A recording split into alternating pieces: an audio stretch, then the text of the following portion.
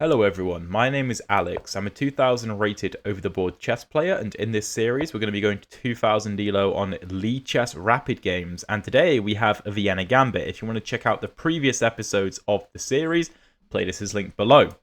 F4, the Vienna Gambit. Taking is bad, my opponent does it. Now, if you check the official database, it will tell you that in this position, d5 is the most common move, which it is. However, around this level, I would say below 1500, taking is the most common move. And e5, and black is in big trouble on move 4 because the knight cannot advance into the position, and that's a free knight.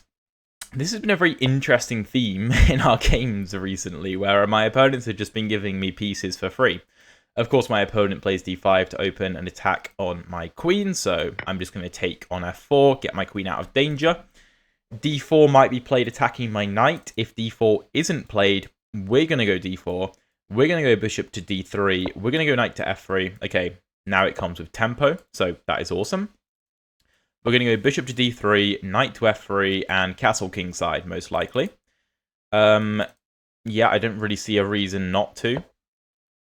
Bishop d3. We can always put this bishop on e3 to defend the d4 pawn if we so desire. Knight f3. And don't worry, by the way, I will be playing a second game. I'm aware that we are, up a piece in like 4 moves. If you want to skip to the second game, you can. But I mean, I don't think this is going to last all that much longer, to be honest. And I guarantee there's still going to be some nuggets for you guys to learn. I mean, in all seriousness, if you were the white pieces, if you were the white pieces in this position playing against, like, an FM, the FM would probably still beat you, even though you're up a whole piece. Like, chess is not over. Like, a game of chess is not over just because you're up material. It makes it a lot easier, of course, but it's not over. Bishop e3, we need to defend the d4 pawn. I mean, it's defended twice already, and it's only attacked twice. But we might as well overload it. We can at some point drop this knight back to e2 and play c3, so that this pawn is well defended forever. Okay, that's an interesting move. Let's castle. Knight c6 is also not a good move, because my opponent really needs to try to play c5 to break up my pawn structure in the center.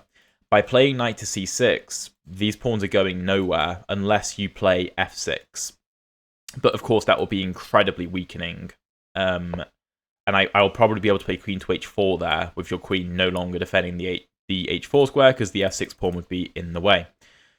Bishop d7, that's a free pawn. I don't think there's any tactics. If takes, bishop e6.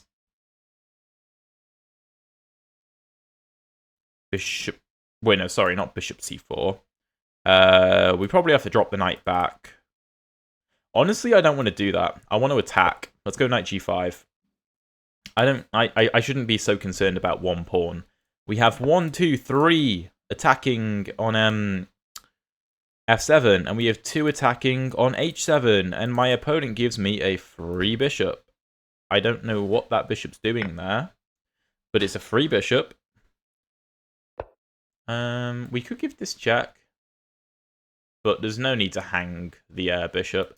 Let's just take this bishop. Now, of course, if we get our queen to the h-file, the game is over, because bishop g6, king g8, and queen to h7 will be checkmate. Yeah, I don't know. We haven't really done anything special here. However, although my opponent has given me a piece in the opening and made my life incredibly easy, this is not that different from a typical Vienna Gambit setup. The pawns on d4 and e5 are very, very typical of a Vienna. By the way, I guarantee a lot of you wouldn't play the move queen to h5 here. Of course, our knight is under threat, but we don't need to be concerned. We can give away our knight, play bishop g6 discovered check, king to g8, and queen to h7 mate, because the f7 square is covered. I told you, there'll be something to learn always. Let's jump into a second game, and if you enjoyed that game, by the way, please drop a like and subscribe if you haven't already. I would really appreciate it. So, game 2, let's go. E4. Will we get another Vienna? E5 is by far the most common move. I'd say like below 1500 against E4. I mean, some people start to play the Sicilian, although I think it's way too early to be learning the Sicilian. I think the Scandinavian is probably a decent option at this rating level, but of course, as many of you know, I will always recommend the Caro Kann to any rating, really. My opponent goes knight f6, allowing the Vienna Gambit yet again. f4. And like I said, people always take. And let's see if this opponent will retreat the knight, play queen e7, or give us the knight for free. Now, I think in the... not the previous episode, but the second episode of this rating climb, my opponent went queen to e7. Bruv, what is it with people giving me free pieces? This is ridiculous. Okay, my opponent proposed a take back. I'll allow it. It's a cool feature on Lee Chess, by the way, the fact they have take backs. Yes, okay, he goes knight g8. So I can show you the point of this opening now. So knight to f3. We want to stop queen to h4. Now, technically, you can play bishop to c4 and allow this check and go king f1, but I think it's completely unnecessary. Knight c6. Yes, that is a move. Let's go... I think d4. Bishop c4 is also good, but d4. D6. I think we have to play bishop to b5 here. Because, basically... we can't, like, if we were to play bishop takes f4, we don't quite get what we want, because we can never take back with the d-pawn, because we'll trade queens. I also would like to play queen e2 to get on this open file, or the file's about to open up. However, I don't want to block my bishop in. So bishop g4 for my opponent. I think queen e2 makes a lot of sense. Take... bishop f4 might be better. Let's go bishop f4. So we regain our pawn, of course. I could have considered the move d5. I maybe should have. Although a6 is playable, counter-attacking my bishop, so if take. My opponent's proposed another take back. What? No, he can't have another take back. What? Okay, a6. I could take the knight, of course. I could retreat my bishop to c4, which is also a move. I could retreat my bishop to a4, b5, bishop b3 takes.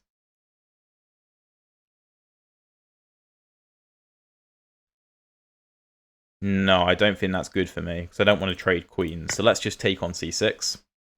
Get rid of the knight. Now, I think we should probably castle kingside. I think I may have misplayed the opening very, very slightly, but nothing major. We still have a dominant position, as you can see. Taking would be a bad idea for my opponent. Of course, I'd love to take with the knight, but that would hang a queen, and that's a free knight. Dude.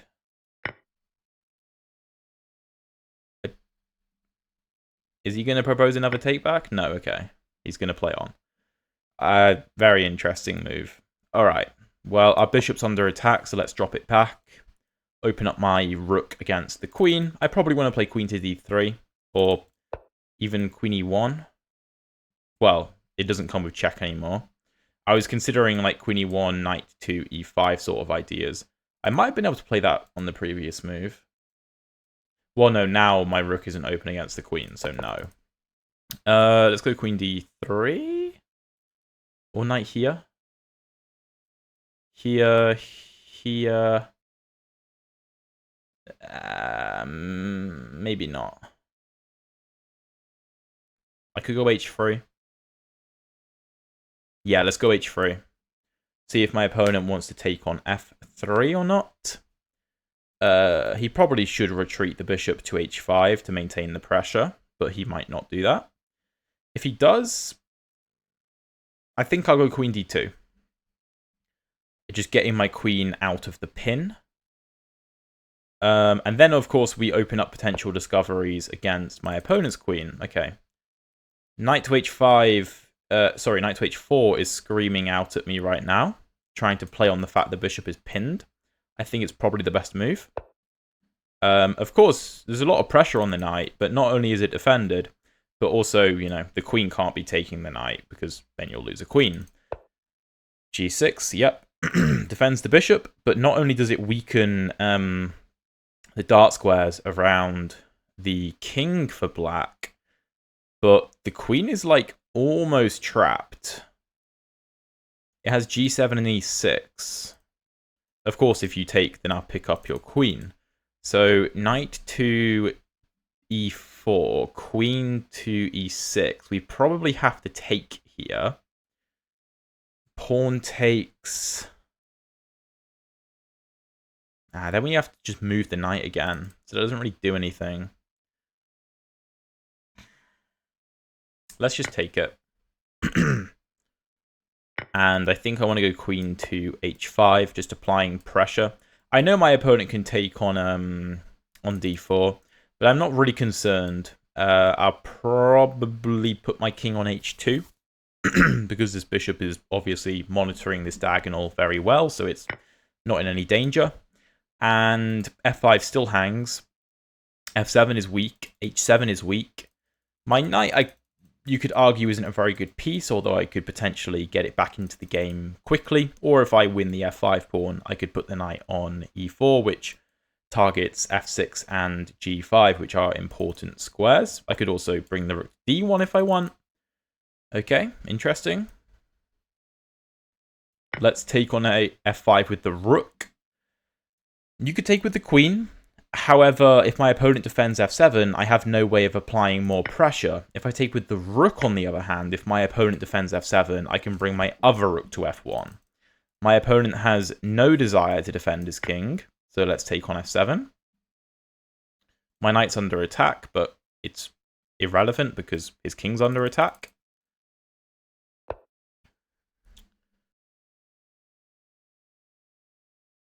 I think rook e1 is probably the best move. Again, disregarding the attack on my knight, disregarding the attack on my c2 pawn, because I'm more concerned with counter-attacking my opponent, also giving my queen access to the e6 square now. A move like rook e8, let's say that's played, queen e6, king d8. Okay, well that just allows me to mate my opponent. You can probably take with the queen, but taking with the rook is far easier, in my eyes. King's forced to b8. Let me think. Well, I obviously can't give a check here because it's defended by his rook. However, I can play rook to a7.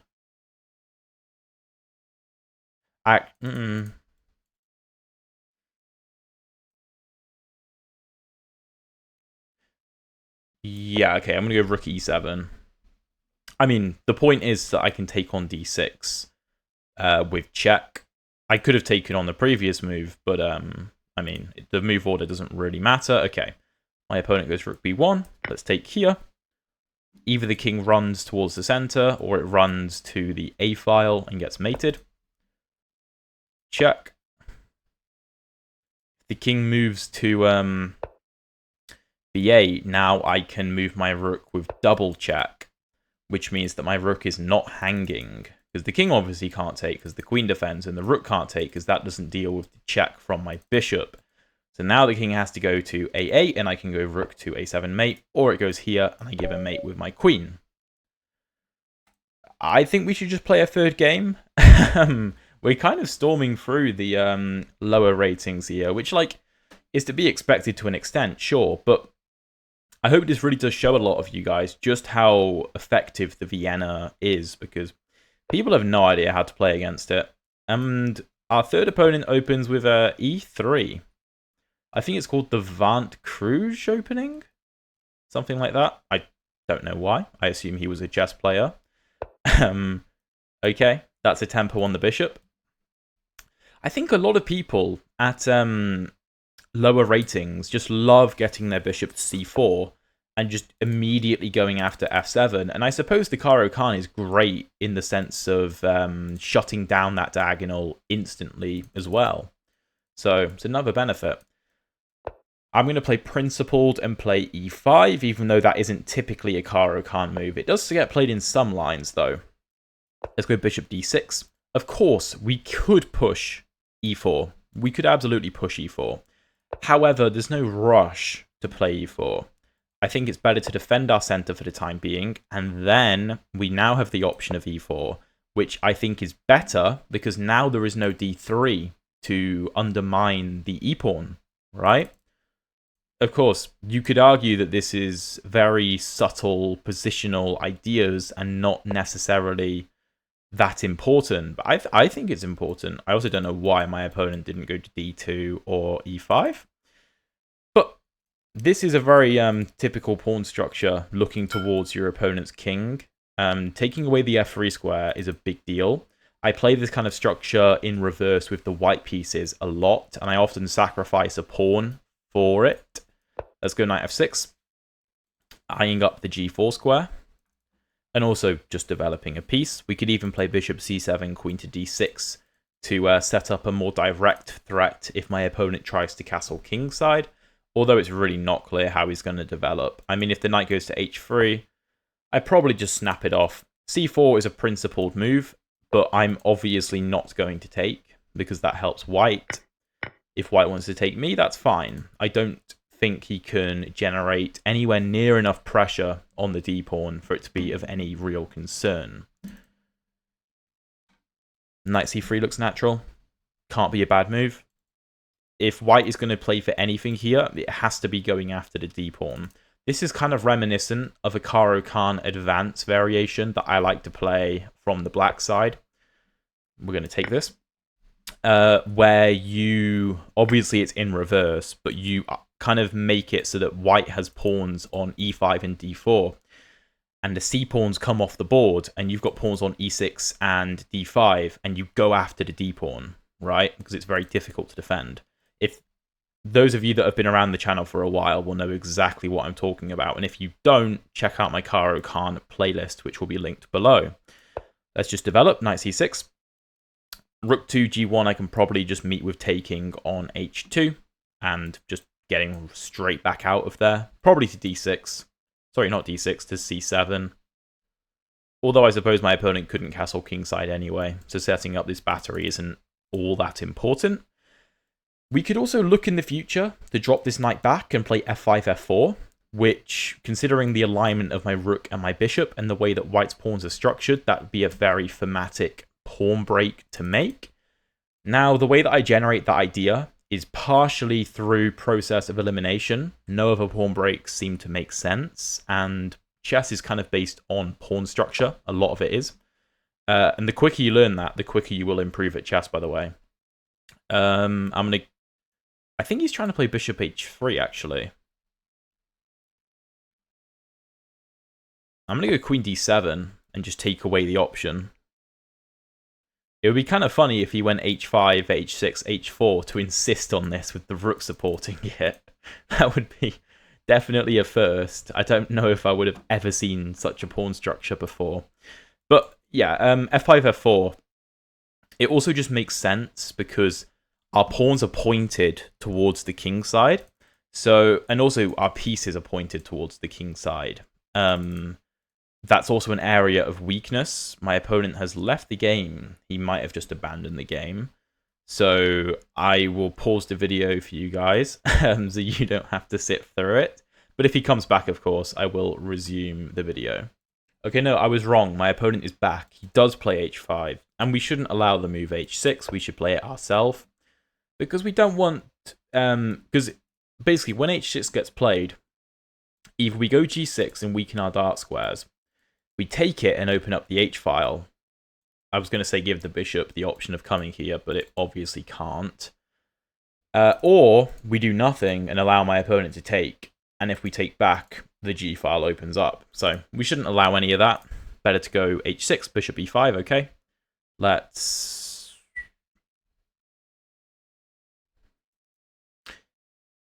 Yeah, I think I actually like queen h3. Because queen g2 is a bit of a concern. Of course, the bishop no longer controls the h3 square. And if the bishop comes back to f1, what would you play in that position? Would you repeat moves? No, I think I'd probably win the pawn. And if my opponent wants to go for a queen trade, that's fine, because... So I'm just thinking, can I throw this in? Probably, but it's also completely unnecessary. I don't need to complicate things like that. If I am to take here, and the queen takes and the knight takes, the knight not only gets out of the way of the f-pawn, but also supports the f4 square, making f5, f4 an even more... what am I trying to say? An even better idea, because it will be supported by 1, 2, 3 pieces. And pawn breaks are very important in chess, in general. Okay, let's attack the rook. Rook has to move to f1. The c6 pawn is irrelevant in this case. I could probably even just go c5 to liquidate it. The idea being that I get rid of my weak pawn, because the pawn I leave behind at the bottom of the pawn chain is defended by my knight, so that's fine. Let me think. I don't think I've got an immediate knockout. I could go knight to g4, trying to take here with an attack on the rook, and also ideas to come to f3. However, here...